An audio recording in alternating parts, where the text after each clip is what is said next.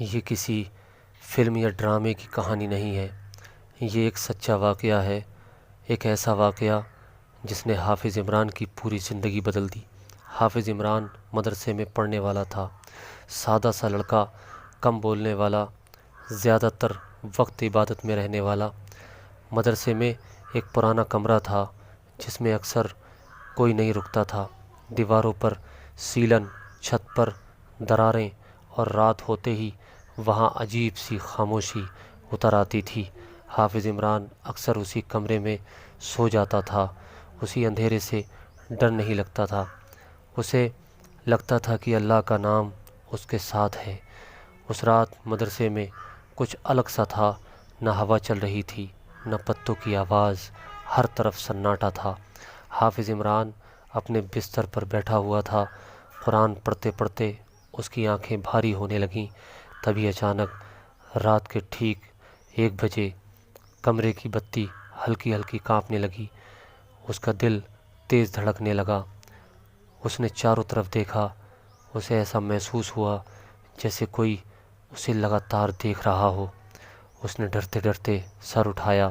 کمرے کے اس کونے میں جہاں ہمیشہ اندھیرا رہتا تھا، ایک سایہ کھڑا ہوا تھا۔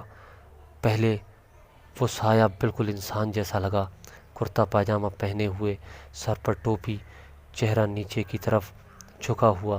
حافظ عمران نے سوچا شاید کوئی اور بچہ کمرے میں آ گیا ہے، لیکن تبھی اس سائے نے بہت دھیرے سے اپنا سر اٹھایا اور اس کی آنکھیں انسان جیسی نہیں تھیں۔ ان آنکھوں میں ایک ایسی ٹھنڈک تھی جیسے قبر کی مٹی۔ حافظ عمران کی سانس ایک پل میں رک گئی۔ وہ سایہ ایک قدم آگے بڑھا اور کمرے کی ہوا اچانک برف جیسی ٹھنڈی ہو گئی۔ اس سائے کی آواز بھاری ہوتی چلی گئی۔ اس نے کہا، تو مجھے دیکھ سکتا ہے کیونکہ آج تیری ہمت کا امتحان ہے۔ حافظ عمران کے ہاتھ کانپ رہے تھے، اس کی زبان سے بس اللہ کا نام نکل رہا تھا۔ اچانک کمرے کا دروازہ اپنے آپ بند ہو گیا، کھڑکی زور زور سے ٹکرائی، دیواروں پر سائے ہلنے لگے۔ وہ چیز جب بالکل سامنے تھی، کبھی انسان جیسی، کبھی سایہ، کبھی کچھ ایسا جسے دیکھنا بھی مشکل تھا۔ حافظ عمران زمین پر گر پڑا۔ اس نے پوری طاقت سے آیت الکرسی پڑھی۔ جیسے ہی آیت پوری ہوئی، پورا کمرہ کانپ اٹھا، ایک زوردار چیخ گونجی اور وہ سایہ پیچھے کی دیوار میں سما گیا۔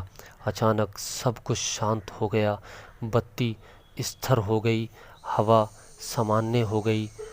صبح جب لوگ کمرے میں آئے تو حافظ عمران چپ بیٹھا ہوا تھا۔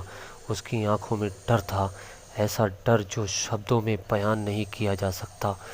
اس دن کے بعد اس نے اس کمرے میں دوبارہ قدم نہیں رکھا، اور آج تک جب وہ یہ واقعہ سنتا ہے تو صرف ایک بات کہتا ہے، کچھ چیزیں انسان دیکھ تو لیتا ہے لیکن اس کے بعد وہ پہلے جیسا کبھی نہیں رہتا۔ میرے دوستو، اگر یہ کہانی آپ کو پسند آئی ہو تو میں انشاءاللہ بہت جلد آپ کے لیے قبرستان کے جن کی ایک کہانی بہت بہتر طریقے سے لے کر کے آؤں گا، لیکن اس کے لیے آپ کو کامنٹ میں بتانا پڑے گا کہ وہ کہانی آپ کو چاہیے یا نہیں۔ اگر آپ کامنٹ میں بتا دیتے ہیں تو میں جلد ہی آپ کے لیے وہ قبرستان کے جن کی کہانی بہت جلد لے کر کے انشاءاللہ حاضر ہوں گا۔